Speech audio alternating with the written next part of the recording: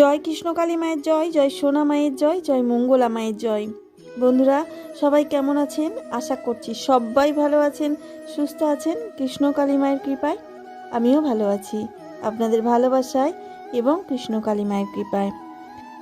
ভগবানের কাছে আমরা কম বেশি সকল ভক্তরাই মানত করে থাকি ইচ্ছে পূরণের জন্য।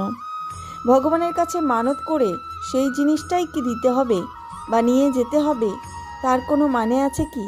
সে প্রশ্নের উত্তরই আমি আজ ভিডিওর মাধ্যমে দেব।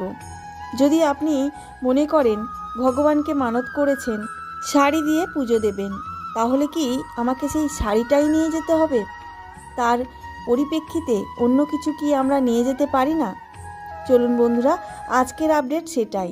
আমাদের মঙ্গলা মা আমাদেরকে কি বার্তা দিলেন, সেই বার্তাটাই আপনাদেরকে শোনাবো।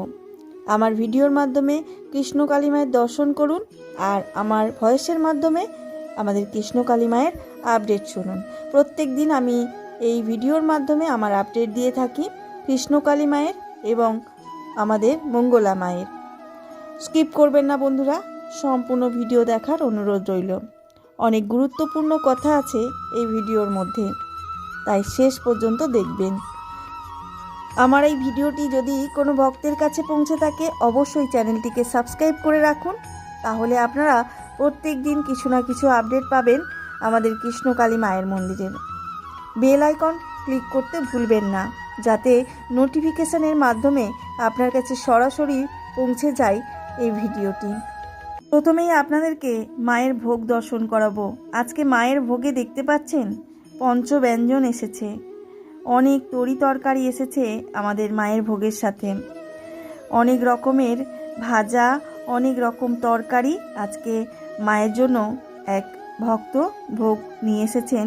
এত সুন্দরভাবে সাজিয়ে মায়ের ভোগ দর্শন করানো হচ্ছে। কি কি হয়েছে সেগুলো মা দেখিয়ে দিলেন। আর আরও অনেক ভক্তেই ভোগ দিয়েছেন আজকে মাকে। তো সব ভোগই মায়ের কাছে নিবেদন করা হয়েছে, মাকে দেওয়া হয়েছে। আর এই ভোগ দর্শনের ভাগ্য কিন্তু সবার ভাগ্যে কুলায় না, সবার ভাগ্যে হয় না। তো আপনাদেরকে প্রথমেই আমি আমাদের কৃষ্ণকালী মায়ের মন্দিরের ভোগ দর্শন করিয়ে দিলাম। এরপরে যে মা কথাগুলো বলেছে সেগুলো অত্যন্ত সুখবর, এবং মায়ের মন্দিরে মানত পূরণের পর যে জিনিসটা আনবেন ভাবেন, তো সেই জিনিসটার পরিপ্রেক্ষিতে আপনারা কি আনবেন সেটাও মা এই ভিডিওর মাধ্যমেই বলে দিয়েছেন, সেটাও আমি বলবো। তবে একে একে শুনতে থাকুন আর আমাদের মাকে দর্শন করতে থাকুন। ভক্তি ভরে ভিডিওর শেষে কিন্তু একটা কমেন্ট করতে ভুলবেন না। অনেক ভক্তরাই মায়ের মন্দিরে অনেক রকমভাবে মানত করে থাকেন। সেই মানত করার পরেই যদি সেই ভক্তের মনস্কামনা পূর্ণ হয়ে যায়, সেই ভক্ত চান মাকে সেই জিনিসটা দিয়েই সেই মানতটা পূরণ করতে, সেই মানসিকটা পূরণ করে যাবেন, পূজা অর্চনা দিয়ে যাবেন। তো মা কি বলেছেন এই বিষয়ে আপনারা জেনে নিন।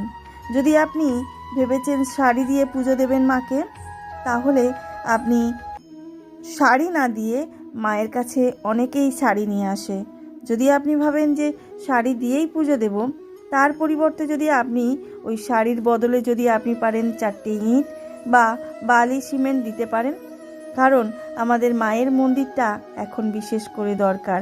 মা নতুন নতুন শাড়ি রোজই পরছে, পরনে নতুন শাড়ি হলে কি হবে, মাথার ওপরের ছাদটা মায়ের ওখানে ঠিক নেই, তো মায়ের গায়ে জল পড়বে আর এদিকে মা নতুন শাড়ি পরে থাকবে, এটা তো হয় না।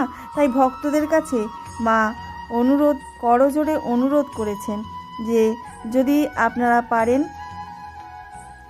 শাড়ি দিয়ে নয়, আপনারা হাজিবাজি মানে উল্টো পাল্টা জিনিস দিয়ে পুজো না দিয়ে মায়ের জন্য কিছু একটু দান করুন। দান মানে এমন নয় টাকা পয়সা চেয়েছেন, তা নয়।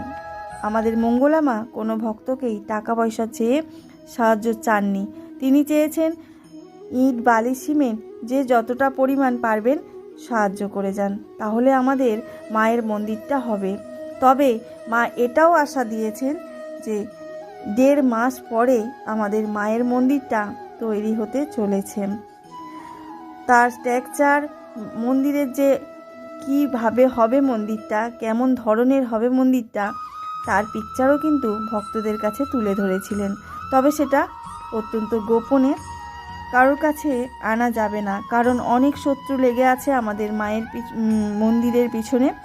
মায়ের মন্দিরটা যাতে না হয় সেই চেষ্টা করে চলেছেন। তো তাই কারণেই মা একটু গোপনে রাখতে চাইছেন, এটাকে কোনো বাইরে আনতে চাইছেন না এই কথাটা। তাই ভক্তরা, আপনাদের কাছে আমারও করজোরে অনুরোধ, আপনি যদি মায়ের থেকে উপকার পেয়ে থাকেন বা মায়ের কৃপা পেয়ে থাকেন, অবশ্যই মাকে যখন পুজো দিতে আসবেন যেটি মানত করেছেন সেটি না এনে যদি পারেন ইট বালি সিমেন্টের কিছু দাম দিতে পারেন মায়ের মন্দিরে। মায়ের মন্দিরে দান করলে আপনার কিন্তু ওই দানটা তোলা থাকবে ওপরে।